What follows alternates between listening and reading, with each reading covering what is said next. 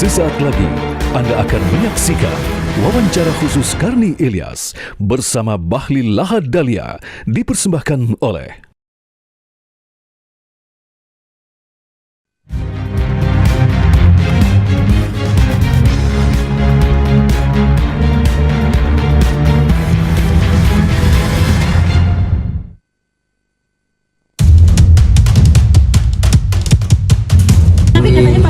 setiap kader yang merasa bertanggung jawab untuk pengabdian kepada partai, saya pikir semuanya terpanggil. Tapi lewat mekanisme partai, ya siap berarti. Jadi munaslup siapa? Lewat mekanisme partai, oke?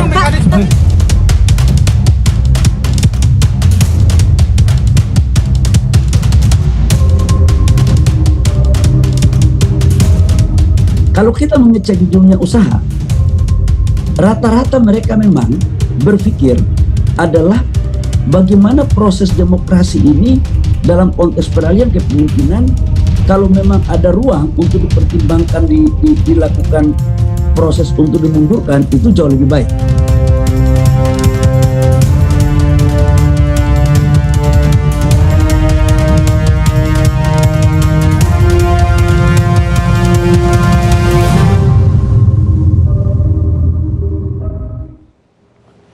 Pemirsa, kita bertemu kembali di Karni di Indonesia Lawyers Club. Malam ini kita kedatangan tamu yang tidak asing bagi pemirsa, Menteri Investasi Bahlil Lahadalia kalau nggak salah. Kadang-kadang saya lupa namanya, unik. Ini bagi saya nggak orang asing. Teman lama, dulunya satu komunitas juga, nggak enak disebut namanya. Tapi yang jelas komunitas Kongko-Kongko. Itu zaman sebelum jadi menteri. Setelah jadi menteri, beliau nahan diri. Jadi saya nggak tahu apa karena sibuk atau memang jaim gara-gara udah jadi menteri. Jadi ya kita terima saja.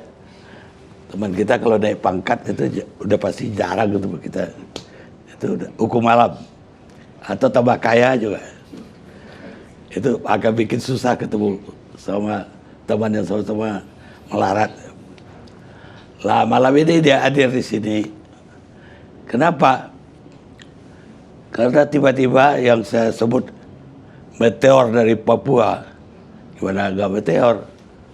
Aktivis, cuma pernah jadi bendahara DPD Golkar Papua. Terus tiba-tiba mengumumkan bahwa dia sudah bukan Golkar lagi. Udah berhenti dari Golkar. Dan sekarang muncul lagi mau jadi ketua umum. Ini mimpi atau apa? Tapi kalau kita bilang mimpi, di balik jasnya itu udah selampainya udah kuning tuh. Tadi juga ada pengawalnya. Pengawal padahal DPP Golkar juga. Kuning juga bajunya, jadi ini tanda-tanda atau apa. Tapi yang jelas, untuk jadi ketua Golkar itu mayoritas DPD harus setuju dan didukung oleh organ-organ underbownya Golkar. Ditambah lagi ada Dewan Pakar, Dewan Penasehat, Dewan Pembina. Tiga-tiganya itu sampai hari ini menolak untuk munaslup. Ini gimana caranya jadi ketua Golkar kalau begini kondisinya? Tapi yang jelas saya bisa pastikan untuk jadi ketua umum Golkar ini Pak Jokowi nggak akan cawe-cawe, karena dia terserah aja sama internal Partai Golkar. Jadi saya kepingin sekarang ceritanya apa ini yang terjadi? Apa ini direstui presiden atau malah disuruh presiden? Atau presiden memang abstain? Persilakan calon ketua umum Golkar untuk menjelaskan. Jadi Makasih Bang Karni. Ini abang saya udah lama nggak pernah jumpa, tapi malam ini kita di bawah kursi pesakitan di Bang Karni. Tapi Bang Karni, saya mohon maaf sebelumnya. Saya harus menyampaikan awal dari statement saya waktu kami melakukan diskusi ringan dengan beberapa pemret. Di situ saya mengatakan bahwa dengan melihat perkembangan partai-partai dalam menjelang pemilu, suka atau tidak suka, kita melihat ada tren penurunan daripada elektabilitas Partai Golkar yang tadinya double digit menjadi single digit. Bahkan dalam survei terakhir dari LSI Jayadi itu 6%. Kemudian kalau turun lagi bisa nggak lolos parliament threshold. itu yang kita tidak inginkan, Bang Karni. Itu yang tidak kita inginkan.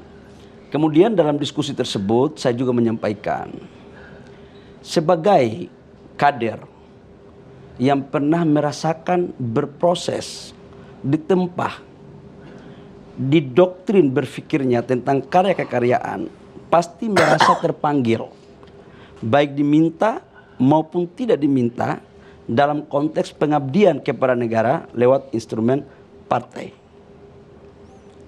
Termasuk saya.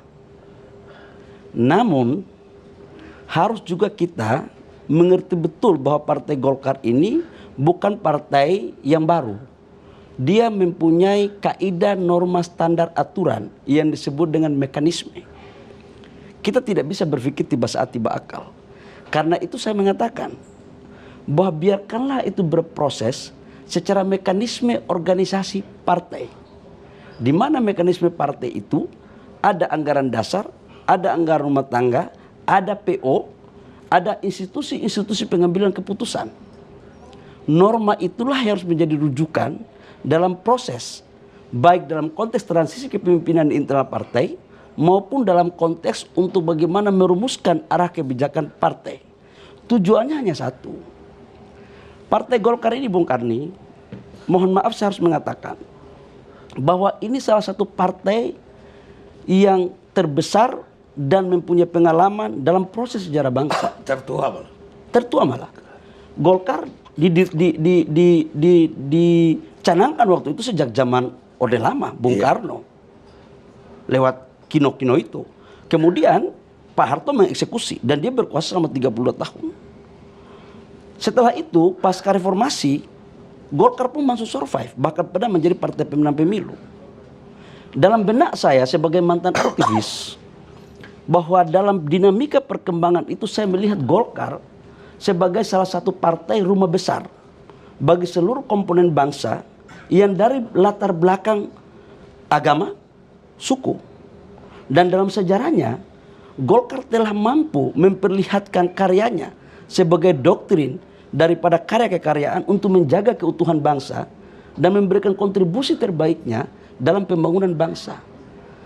Hampir semua kabinet, hampir semua proses pemerintahan, Golkar selalu mewarnai dinamika itu, Bung Karni. Maka tidaklah berlebihan kemudian kalau saya katakan bahwa setiap kader Golkar akan merasa ikut bertanggung jawab dalam rangka bagaimana mempertahankan eksistensi Golkar lewat peningkatan elektabilitas tersebut. Tetapi kita tidak boleh, Pak Karni, asal-asalan, harus lewat mekanisme. Nah, terkait dengan dinamika yang terjadi, munaslup atau tidak munaslup, saya itu bukan orang yang dalam struktur, Pak Karni. Iya, jelas. Saya bukan orang dalam struktur. Yang tahu untuk melakukan munaslup atau tidak munaslup adalah DPD 1 dan pengurus. Ada acuannya. Munaslup bukan suatu haram karena ada di anggaran dasar. Kalau tidak salah pasal 13, tolong saya dikoreksi kalau itu tentang keanggotaan. Jadi saya pikir tinggal dilihat aja. Kalau memang kita ingat terbiasa pakai aturan, Pak Karni. Tidak mungkin kita mau masuk rumah lewat jendela atau pintu belakang. Kita sebagai orang timur tahu etika, tahu adat, tahu menghargai yang punya rumah. Sekalipun kita tahu cara masuk rumah lewat jendela atau lewat pintu belakang, tapi orang tua kita di timur tidak pernah mengajarkan kita itu. Jadi istilah intinya adalah Pak Karni, mekanisme organisasi harus menjadi acuan dalam pengembangan tersebut. Ya, tapi bagi saya ada itu istimewa loh. Yang tidak mungkin itu bisa jadi mungkin.